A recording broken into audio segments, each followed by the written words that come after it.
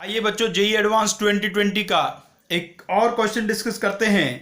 बच्चों ये वाला क्वेश्चन कोऑर्डिनेट ज्योमेट्री में कॉनिक सेक्शन से रिलेटेड है। तो क्वेश्चन में देखिए क्या कहा गया है बच्चों। क्वेश्चन में कहा है A B and lambda B positive real numbers P is an end point of latus rectum of the parabola. भाई parabola Y square equals to 4 lambda X है, तो लेटस रेक्टम का जो एंड पॉइंट होगा वो क्या होगा। भाई लेटस रेक्टम के जो एंड पॉइंट होते हैं a कोमा 2a और a कोमा -2a होते हैं, तो उनमें से एक ले लीजिए कोई भी। a का वैल्यू लैम्डा होगा, सो पॉइंट p को हमने क्या ले लिया, लैम्डा कोमा 2 लैम्डा। आगे कहा है and suppose the ellipse this passes through the point p। Point p से पास करते हैं, यहां से सेटिस्फाई आप करा सकते हैं। If the tangent to the parabola and ellipse at point p are perpendicular to each other then eccentricity of the ellipse h। तो ये जो मेन कंसेप्ट है ये आपको यूज करना है कि टेंजेंट्स परपेंडिकुलर हैं। यहां चाहे तो आप कैलकुलस का थोड़ा सा यूज कर सकते हैं। भाई स्लोप ऑफ टेंजेंट का जो प्रोडक्ट होगा वो -1 आएगा दोनों का, और स्लोप ऑफ टेंजेंट यदि आप कैलकुलस से निकालेंगे तो डिफरेंशिएशन से आ जाएगा। तो क्या करिए आप, जो ये पैराबोला वाला इक्वेशन है y square equal to 4 lambda x, इसको आप डिफरेंशिएट कर लीजिए। D Y by D x यहां से आप फाइंड कर दीजिए। ये D Y by D x किसका निकाला है, पैराबोला वाले से।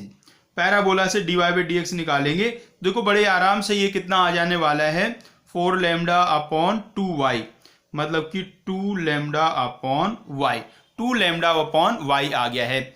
और हमें किस पॉइंट पे निकालना है जी, हमें निकालना है ये वाले पॉइंट p पे।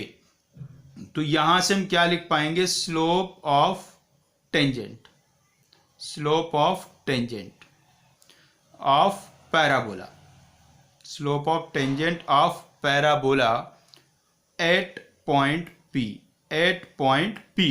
तो पॉइंट p पे स्लोप लाने के लिए उसको m1 से डिनोट हम कर रहे हैं। तो बच्चों y की जगह क्या पुट कर दोगे आप, 2 लैम्डा पुट कर दोगे, तो 2 lambda upon 2 lambda, 2 lambda upon 2 lambda 1 हो गया।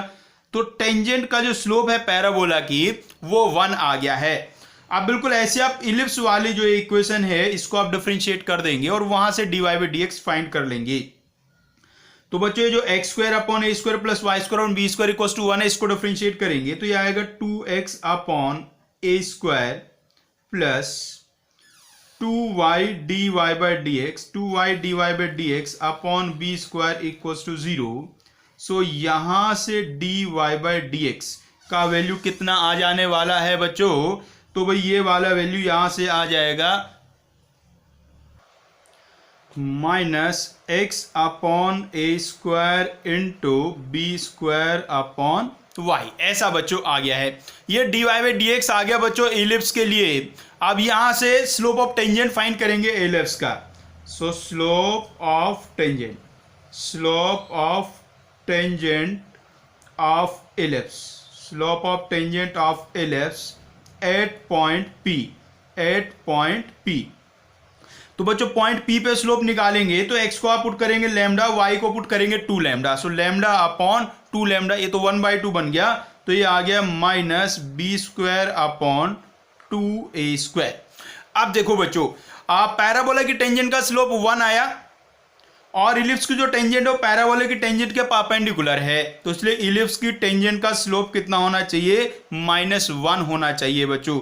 सो यहां से आप देखो क्या आ गया, B square equals to 2a square आ गया, B square equals to 2a square आ गया बच्चों। B square equals to 2a square आ गया, इसका मतलब जो b का वैल्यू है वो a से बड़ा होगा, तो आपका जो इलिप्स होगा वो वर्टिकल वाला बनेगा। अब हमें फाइंड क्या करना है, भी हमें फाइंड करना है इसेंट्रिसिटी। तो इसेंट्रिसिटी का फॉर्मूला क्या होगा रे, इसेंट्रिसिटी जब b ग्रेटर देन a होता है तो फॉर्मूला होता है √1 minus a square upon b square. अब इसमें बच्चों a square upon b square का वैल्यू कितना आ रहा है, 1/2, so it's √1 minus 1/2 equals to 1/√2, 1/√2 बच्चों। ये अपना इसेंट्रिसिटी होगा, ऑप्शन ए अपना करेक्ट होगा। मॉडरेट टाइप का क्वेश्चन था, कुछ भी डिफिकल्ट वाली बात नहीं थी।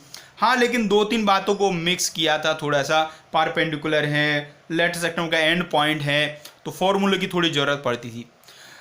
ये जो हमने ऐसे भाई स्लोप कैलकुलस से निकाले से चाहे कोऑर्डिनेट ज्योमेट्री से भी निकाल सकते हैं ना। वो आपने पढ़ा होगा टेंजेंट का इक्वेशन में एक्स स्क्वायर को x x one y square को वाई वन पुट करके, उस वाले तरीके से भी स्लोप निकल सकता था। अभी टेंजेंट का इक्वेशन आ जाता और वहाँ से आप स्लोप निकाल सकते थे। ठीक है भाई, आप देखो कोऑर्डिनेट ज्योमेट्री में हम आपको बार बार समझाते रहते हैं, फॉर्मूले बड़े इंपॉर्टेंट होते हैं, फॉर्मूले याद रखने होते हैं काफ़ी सारे।